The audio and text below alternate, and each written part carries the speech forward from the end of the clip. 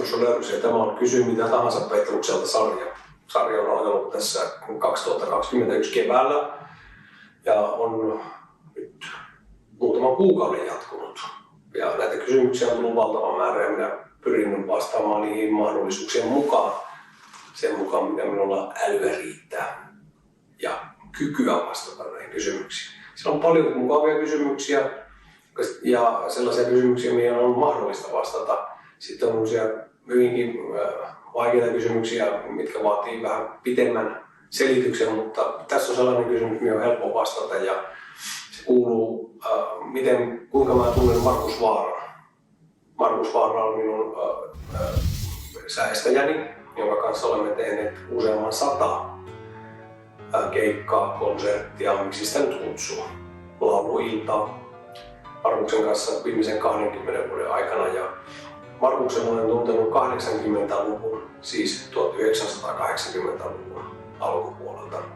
Olimme samalla ala-asteella ja siihen aikaan sitten en kiinnittänyt kovinkaan paljon huomiota, kun ei sitä mitkään lauluhommat ja työhommat tuollaisessa alakouluiässä tulee mieleenkään. Lumisodan ja vuorovalloituksen lisäksi, niin Markus tuli vastaan 2000-luvun alkupuolella, kun olin aloittanut lauluopiskelun vuonna 1999. Hän tuli vastaan Oulun konservatoriolla ja siihen aikaan mä tein Olga Maslak-nimisen edesmenneen leskirouvan kanssa yhteistyötä. Hän opetti minulle paljon klassista musiikkia ja säesti minua yleensä aina. Markus sitten saattoi joskus, kun Olga ei päässyt säästämään, niin tulla säästämään minua.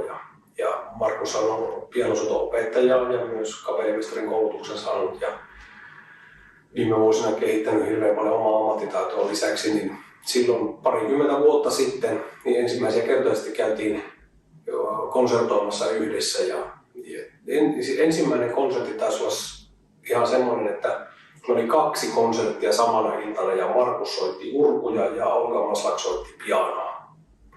Se oli 2005 Karjasillan kirkossa, 2005 jouluna. Se oli isänmaallinen joulukonsertti, nimellä myytiin sitä. Meillä oli 2 perättäistä konserttia samalle illalle, joka on aika fyysinen suoritus, mutta nuoruuden innolla sitä jaksoi niitä tehdä silloin.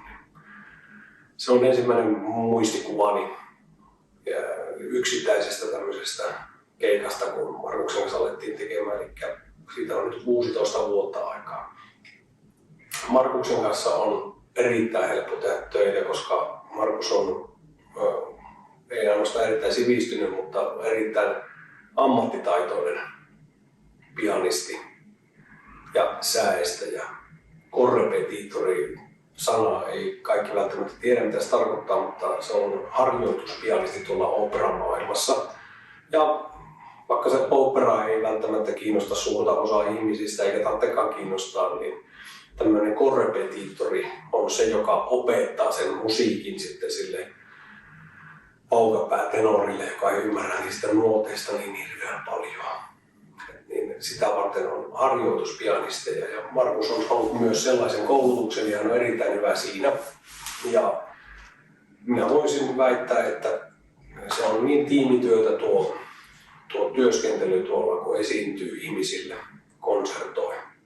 Niin jos se, joka on pianossa, säestää sinua ja sä oot solistia, niin hän voi tuhota kokonaan sen tai sitten paikata niitä sinun tekemiäsi virheitä. Ja Markus on aivan mestari sellaisessa. Markus on myös erittäin hyvä havaitsemaan semmoisia fiiliksiä, mitä minulla on. Semmoisia pieniä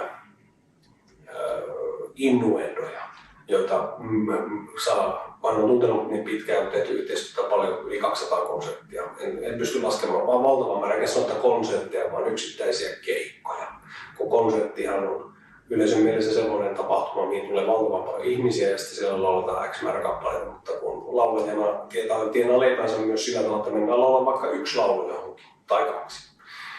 Niin on niin sanotusti esiinnytty Markuksen kanssa lukematon määrä, en muista. Voin ne laskea, kun kalenteri rupeaa katsomaan, mutta Markuksen kanssa on ollut hyvä yhteistyö jotenkin sen takia, kun on luottamus. Mä voin luottaa siihen, että toinen huomaa, aistii minusta sen tunnetilan, koska kaikki kaikessa on tuossa laulamisessa se tunnetila. Jos ihminen on kovin liikutunut, niin ei pysty laulamaan ihan täysillä. Ja sitten jos on vihainen, niin se vaikuttaa ääneen. Siinä on miljoona asiaa, mihin mä en nyt tässä omassa rupea keskittymään. Tässä on kyse Markuksesta, mutta Markus on ollut loistava huomioimaan semmoisia, että onko mies vähän väsynyt, onko se nyt pitää vähän himmata, vaan annetaanko nyt mennä urut auki niin sanotusti. Ja Markus on todella hienolta on tuntunut, kun joskus pitää ottaa semmoisia hidastuksia, kun minun ääni ei ole mikään semmoinen kauhean nopea kone. Jotkut on semmoisia kuvialaulajia, mutta mä tarvitsen enemmän aikaa siihen, että mun ääni syttyy. Markus osaa hidastaa ja nopeuttaa tarvittaessa sitten niitä, että mä pystyn hengittämään, että pystyy semmoisen legato-linjan, eli pystyy yhdellä hengityksellä laulamaan pitkiä fraaseja. Niin Markuksen musiikin tuntemus on aivan erinomaista siinä, että hän tukee koko ajan sitä minun esiintymistä. Ja sen takia mä haluan muistuttaa aina, että se ei ole itsestäänselvyys, se joka siellä pianon tai urkujen takana on, tai minkä tahansa soittimen, joka säestää, ei ole siis solistina, vaan säestää laulajaa. Niin se ei olekaan niin yksinkertainen asia kuin moni kuvittelee.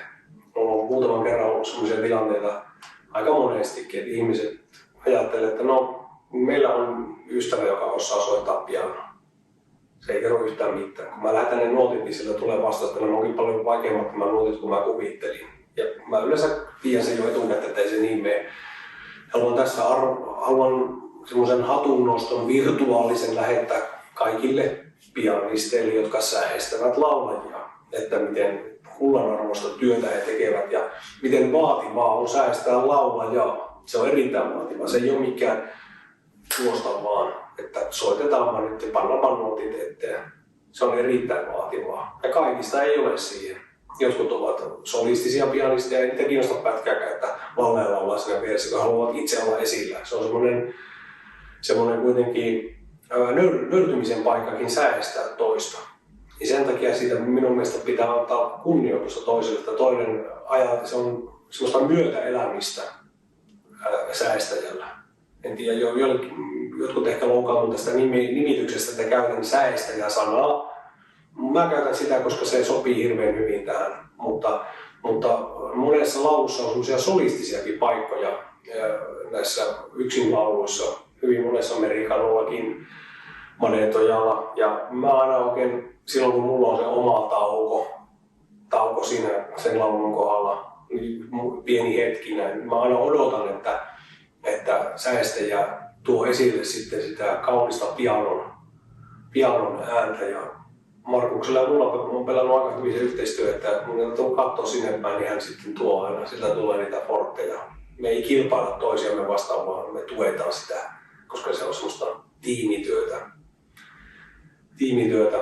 Sekin on niin semmoinen falski sana tänä päivänä, kun kaikki on tiimiä ja etää ja muuta, mutta oikeasti niin sitä se on semmoista työskentelyä, missä kummankin työpanos voi joko nostaa sen kokonaisuuden tai tuhota. Tällä tavalla minä haluan muistaa kiittää Markusta ja tämä kysymys oli sellainen, että mielellään siihen vastaan. Kiitoksia.